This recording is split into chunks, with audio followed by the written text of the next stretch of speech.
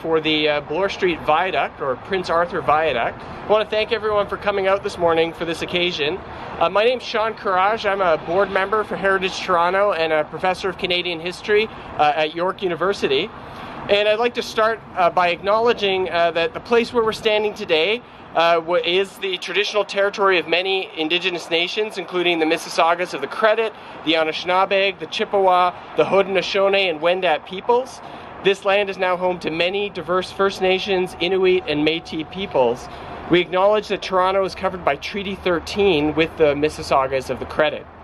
And we're grateful to have the opportunity to live, work, and play in this community on this territory. So events like this are really important for Heritage Toronto. Heritage Toronto is a charitable agency of the City of Toronto whose mandate is to enhance the understanding and appreciation of Toronto's past and present among its residents and visitors through education, commemoration, and celebration of the city's diverse people, places, and events. And we're thrilled to unveil this plaque today celebrating the 100th anniversary of this extraordinary piece of public infrastructure, the Prince Edward Viaduct, a testimony to, in some ways, the genius and brilliance of city councils of the past, public servants of the past, and the hundreds of immigrant workers who helped build this bridge that spans the Don Valley and the Rosedale Ravine.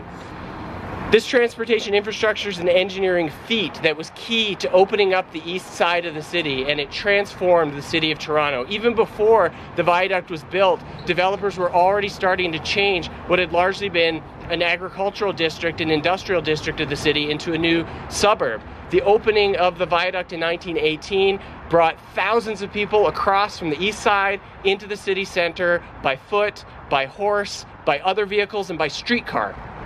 And of course, it was the foresight of the city's Public Works Commissioner, R.C. Harris, to include a lower rail deck 50 years before the construction of the Bloor-Danforth subway line, which now tens of thousands of Torontonians cross daily.